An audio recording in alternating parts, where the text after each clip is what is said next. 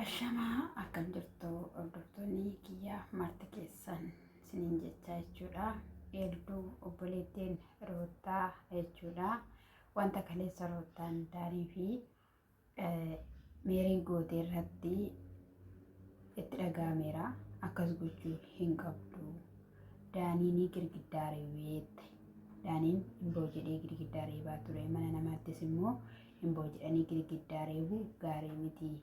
Garuu Roottaan haala kanaan hin turre tasgabbeessiteeti kanii mana keessa baasuu qabdu jechuudha. Maal jechuudha mana namaatti dhufanii galanii hin ba'u jechuun Meeriinis mana qabdi, Daaniinis immoo mana qabaa.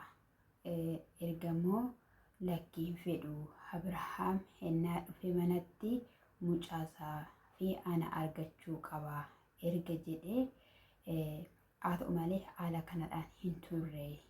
Meeriin baay'ee simmeetaawii taate humnaa olii waan baay'ee jechaanidha kan turte. Meeriin immoo gaardii kee turte, waan hundumayyuu sirraa dhoowwaa turte, siif lolaa turte, siif dhaadachaa turte wanta ta'eef haalli kun gaarii miti kan ishiin hin jette jechuudha. Egaa dhugaa dubbachuudhaaf hin ulfaata jechuudha.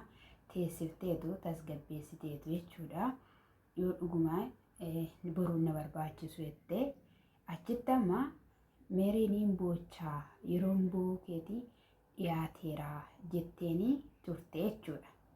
Kanaaf Daanii Meerii isa sinnaa gochaa turtan hunduma isaatiifuu galatoomaa. Akka nani miidhamuufis miti gaalli kus akka deebi'uudhaaf kana gootan jettee isaan jalqaba irratti gaala ishii tolchuuf dhufanii yaadanis hin beekan. Haa ta'uyyuu malee bilxii taate jechuudha. Abbaa Caalaa garuu hin beektanii teessistee nuti mee araaramneerraa nagaan bu'eeraa. Poolis xaabiyaattis waan baay'ee nu gorsaniiru waa'ee jireenya keenyaa. Yoo danda'amaa ta'e jireenya keenya sirreessinee akka waliidhaan jiraannu yookaan immoo nagaadhaan innis dhufe mucaasaa ilaallatee akka ba'u namni tokkollee akka asitti hin argamne naan jedheera. Innis illee ittee tasgabbeessitee Meeriinis haala sanadha simmeetaawii taatee iwwaccu jechuudha. Sinigaleera jecha akkasitti dubbatu turte jechuudha. Obboleettiinis amma hin boochaa yeroo hin bookee dhiyoodha kan jettuuni eeyyee hin beeku. Imimmaan kee waan hundumaaniyyuu dhiyoo akka ta'e akkati boochuu. Isa kanaaf kun ta'uu hin qabaatu. Mana kee deeffachuun jireenya kee deeffachuun baay'ee bareedaadha. Anaan garuu na dhibee wanti taasifamaa jiru. Mana namaa keessattis immoo haala kanaan dhaadachuun hin danda'amu maal jechuudha jetteeni jechuudha. Ermeelaadhaanis immoo ani kaleessayyuu sitti meera. Kunis if hin ta'u kan kee miti. Ati obboleettii keenyadha, shamarreedha, dubartiidha. Dubartiin immoo miidhamuu hin qabdu. Waliin dhalachuun qoonqaadha yookiin immoo dubbiidha jedhamu jechuudha. Kanaafiyyuu yeroo kee akkas jalan dabarree saatiin kee jetteeni jechuudha. Gorsaadha jechuudha kan ishiin turte.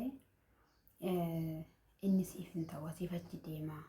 Dhiirri immoo waggaa 90 waan hundumaa taasisuudhaaf dandeettii qaba.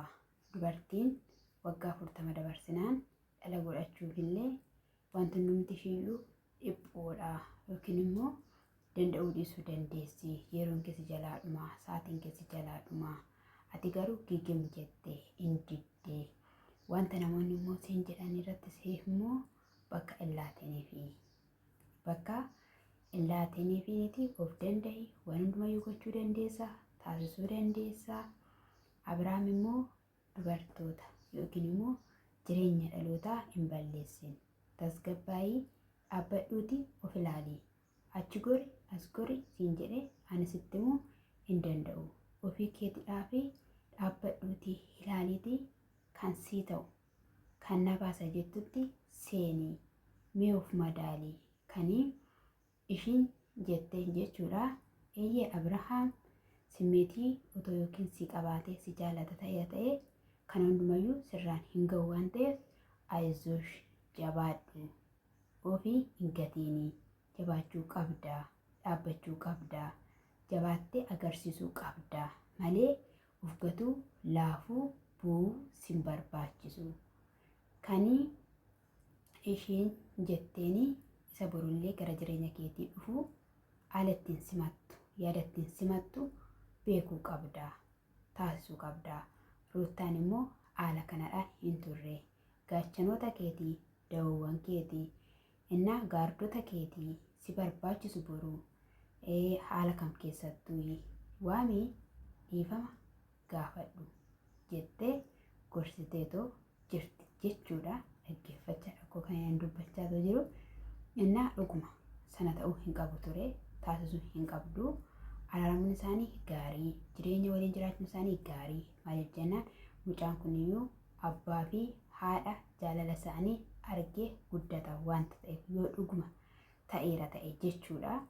Dhugumas immoo hanga kana namoota biraa fageessitee egaa ani dhuguma xiqqeef hojjettee yaadu yookiin naafaa jedhamu sanaaf jechuudha. Barbaaddes ta'uu danda'a, yaaddes ta'uu danda'a. Jireenya kootii jettee ol baaftee gadi buuftee warra ishiidhaaf ta'u warra ishiif hin taane hundumayyuu hubattee jireenya haarawaa amman ganaa eegaluu jettee haatis abbaanis egaa obboloonnis kallattiilee garaagaraadhaan itti gorsanii Ruuttaan dhuguma kana taasisuudhaaf yeroo taasisu immoo akka kanatti dhaanii galfachuu barbaade karaa salphaa ta'e waan gochuu dandeessu agarsiisaa yoo taasiste jennee ni yaadna. Egaa maalmaafuu gooftaan ishee haa gargaaru. Abeel immoo takka jireenya Ruuttaa takka jireenya Ermeellaa gidduu kaatee asiin Abrahaam Ermeellaa jaalattaa? Ermeellaa Abrahaam sin jaalatu? Kaleessa Ruuttaan jaalala siif hin qabdu, iddoo siif hin qabdu, lafa jaalalli siif hin qabaanne maal fuuta jechaani kan ture isa. Ermeellaan kaleessa maal jette? Lafan hin barbaadamnetti, lafan hin jaalatamnetti maal wajjin dhaabadha, maal argachuuf jette.